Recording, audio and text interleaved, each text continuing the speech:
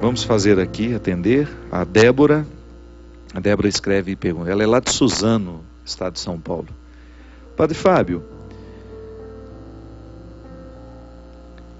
quando eu estou em oração e peço a Deus uma resposta, costumo observar essas respostas por meio de sinais. Mas aí fico indecisa. O que devo fazer quando percebo o sinal? Primeiro, a gente precisa conviver com ele, Débora, porque às vezes a gente faz a leitura do sinal de acordo com o nosso desejo. Deus nos fala. Eu me lembro que na minha dissertação de mestrado, o eixo, o ponto principal da minha reflexão foi justamente como Deus se manifesta na vida humana. Era um título comprido, difícil, né? O processo da revelação divina, o processo maêutico da revelação. É um teólogo que eu gosto muito, que eu escolhi para ser o meu teólogo de dissertação, que pega no conceito socrático de maêutica. Sócrates era filho de parteira. E ele, observando a mãe dele, ajudando as mulheres a dar à luz, porque a parteira, ela facilita o parto, né? Ela não faz o parto, ela facilita para que a criança nasça. Sócrates, observando, ele identificou que aquele processo de parturiar uma criança é semelhante ao processo de fazer nascer o conhecimento numa pessoa. A criança já está lá dentro, a gente só faz sair para fora, né? Vir para fora. O conhecimento é a mesma coisa. Quando eu estou com uma criança, Sócrates acredita que todos os conhecimentos do mundo já estão dentro daquela criança. O que a gente precisa fazer é parturiar as experiências que já estão ali, inconscientes, que de alguma maneira a gente vai herdando da humanidade. E quando Sócrates identifica que, ao ser professor, ele faz o mesmo que a mãe dele fazia quando era parteira, ele cria a maêutica, que é um método de educação. Na maêutica, você nunca responde o que o aluno perguntou. Você faz uma pergunta respondendo a outra, entende? Você não responde com uma resposta, você responde com uma outra pergunta. Então, eu vou estimular aquele que me pergunta a chegar à resposta por ele mesmo. Eu não dou a resposta pronta. Ele me pergunta, ao invés de responder, eu faço uma outra pergunta para ele. Eu faço isso muito com a minha mãe, porque a minha mãe, ela é muito esquecida, ela é distraída. Algumas pessoas achavam que ela estava até esclerosada já. Eu falei, não, eu conheço bem a minha mãe é distraída. Então quando ela pergunta, será que eu já tomei esse remédio? Eu falei, mãe, será que a senhora já tomou remédio? Eu faço a mesma pergunta para ela. A senhora acordou que hora? O que a senhora fez na hora que levantou? E aí eu sei que ela já tomou. Eu poderia muito bem dizer, não mãe, a senhora já tomou o remédio. Mas é melhor não dizer, porque eu preciso colocar a cabeça dela para funcionar. Então, esse era o meu método maêutico com a minha mãe. Ao invés de responder, a senhora já tomou, eu fazia uma pergunta que ajudasse ela mesma a chegar à conclusão de que ela já tinha tomado. O teólogo da minha dissertação pegou esse conceito de maêutica, que Sócrates aplicou na sua filosofia, no seu processo pedagógico, na sua maneira de ser professor, que Sócrates era professor, e ele interpretou que a revelação de Deus na história é sempre assim. Nós já temos todas as respostas dentro de nós. Deus já está presente dentro do meu coração, Deus já está presente dentro do seu coração. Como é que eu vou descobrir a sua vontade? À medida em que eu permito que esse Deus fale comigo. Não há nenhuma novidade mais a ser dita, e a igreja diz isso. A revelação terminou com a morte do último apóstolo. Olha que interessante isso. Mas como é que eu posso extrair alguma novidade dessa revelação de Deus na história humana, que teve o ponto alto em Jesus e que depois terminou de ser manifestada com a morte do último apóstolo? Eu vou descobrir que toda essa novidade já está dentro do nosso coração, dentro da nossa consciência, e nós vamos descobrindo à medida que nós vamos fazendo as perguntas para nós mesmos a respeito do que Deus quer de nós. Então, Queiruga, que é o teólogo que eu estudei, ele dizia assim: Deus sempre fala com o coração humano. Deus nunca priva. Pode ser o homem mais pecador do mundo, Deus vai falar com ele, se ele der condições de ouvir a voz que lhe fala. Então, Deus está sempre falando comigo, Deus está sempre falando com você. A gente poderia até ousar em dizer: Deus fala mais com o Papa Francisco ou fala mais comigo? Deus fala mais com o Papa Francisco ou fala mais com o Christian? Deus fala do mesmo tanto, com todos nós. O que vai fazer a diferença é o tanto que a gente para escutar. Deus fala comigo com a mesma intensidade que falou com Santa Teresinha. Deus fala comigo com a mesma intensidade que falou com Francisco de Assis. O que vai fazer a diferença é o tanto que eu paro para ouvir o que ele diz. Aí Queiruga até dizia que Deus se manifesta sempre, mas que nós temos os obstáculos da nossa inteligência, ou então da nossa pouca inteligência, de não sermos capazes de compreender o que ele nos diz. Então, Débora, toda vez que você percebe que Deus lhe dá um sinal, conviva com esse sinal. Preste bem atenção para você saber se Deus está realmente dizendo o que Ele quer dizer, ou se você está forjando compreender o que você gostaria que Ele dissesse. Porque às vezes isso acontece. Eu peço a Deus que me dê a graça, vou dar um exemplo simples. Senhor, eu quero que o Senhor me dê a graça de gravar um disco em Los Angeles. Muita gente tem essa vaidade de sair do Brasil para ir a Los Angeles, para entrar nos grandes estúdios com os grandes produtores de Los Angeles. Eu nunca tive esse desejo. Pode ser que um dia eu tenha, pode ser que um dia eu tenha a oportunidade de fazer isso. Aí eu vou rezar e pedir a Deus que me ilumine para saber se aquilo é uma vontade. Mas a minha vontade é tão grande de gravar um disco lá em Los Angeles, que eu vou dar um jeito de escutar que Deus está me mandando ir para lá. Então, eu não faço a leitura dos sinais de acordo com o que o sinal está dizendo. Eu faço a leitura dos sinais de acordo com o que eu gostaria de ouvir.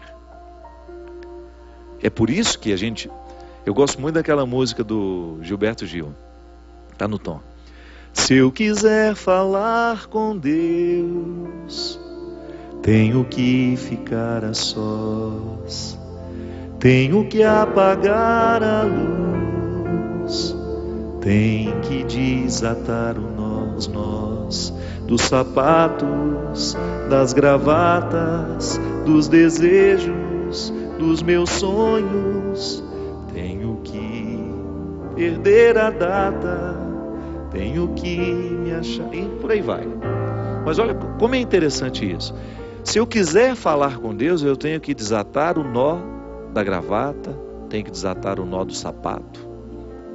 O que significa desatar o nó da gravata? Quem usa a gravata sabe muito bem o que significa isso, não é?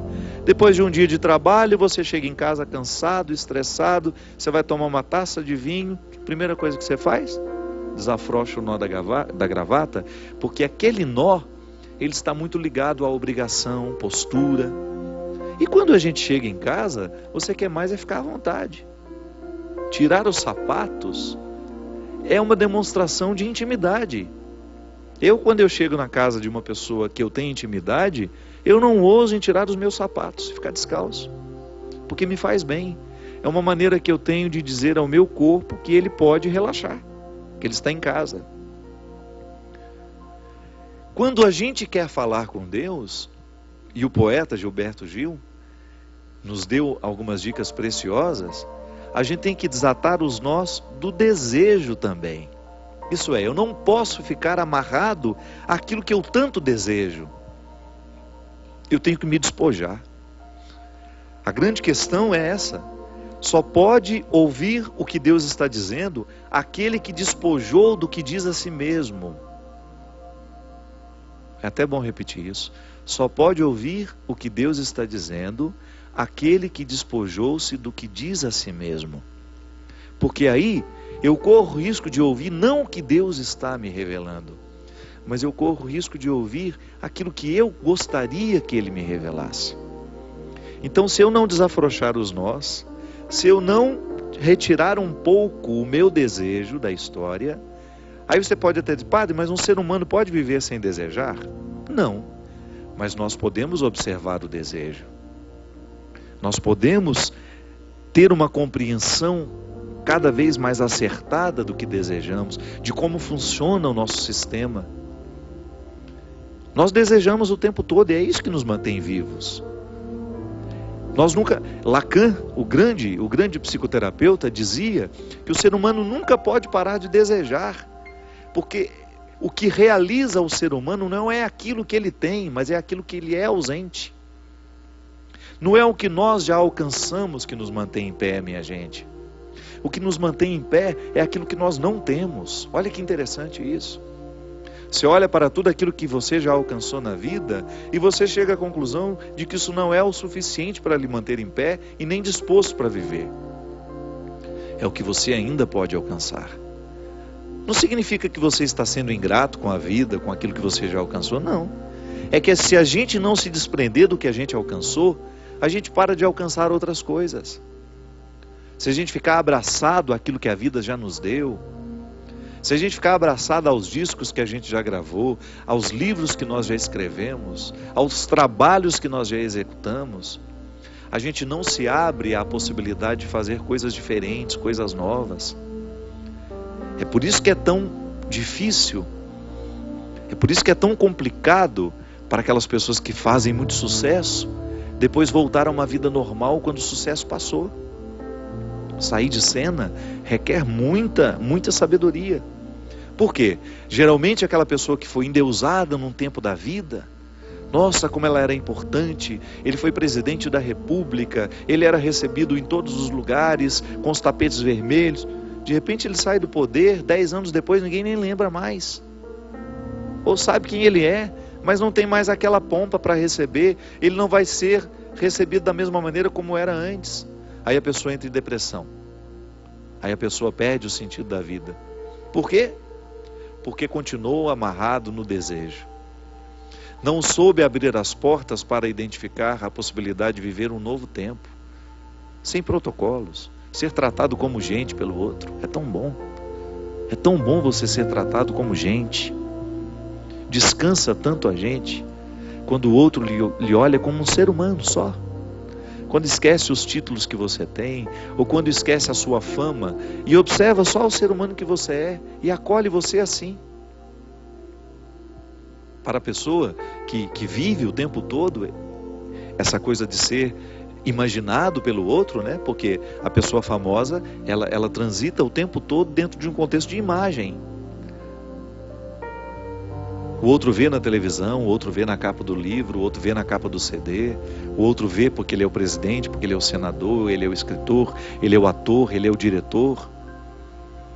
Então na hora que está diante dele, perde até a espontaneidade, perde a naturalidade e corre risco de não tratá-lo como um ser humano.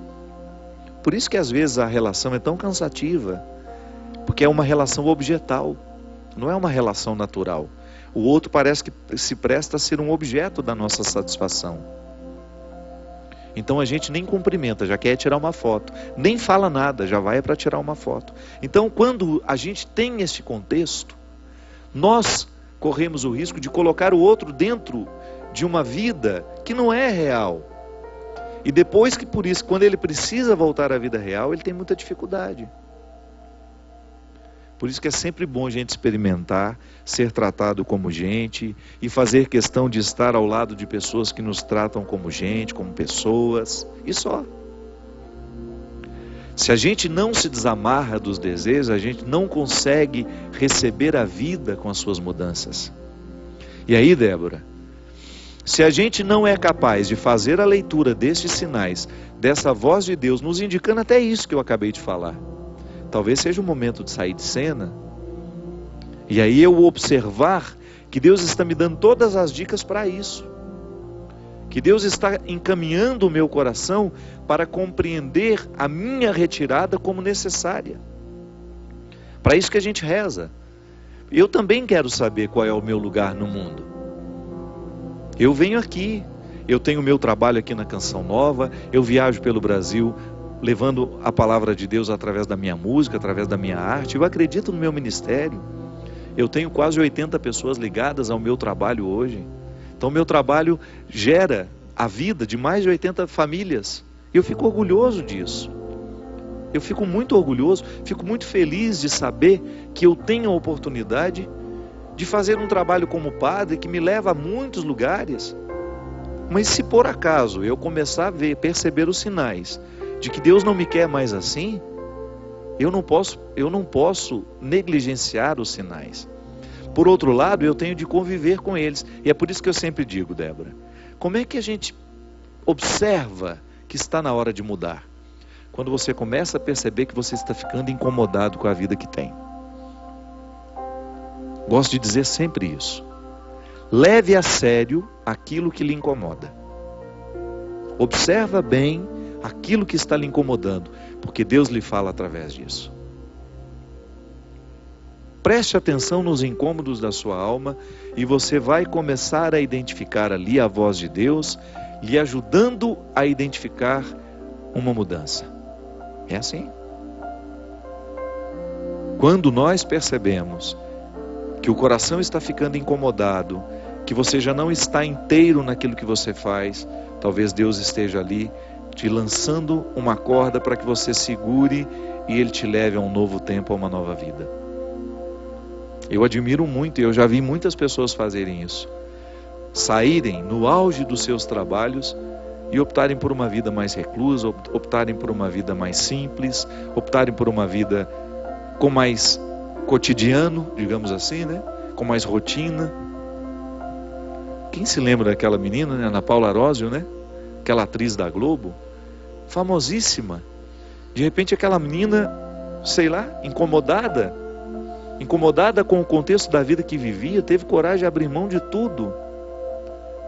Uma atriz ter um contrato com a Globo, a gente sabe o que significa.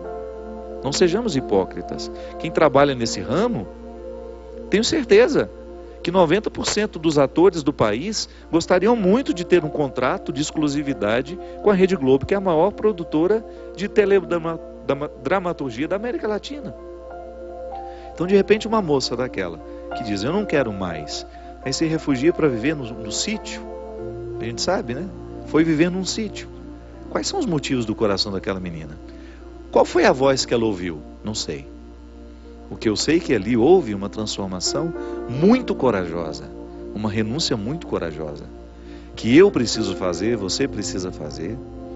Todos os dias nós precisamos prestar atenção no que incomoda o nosso coração.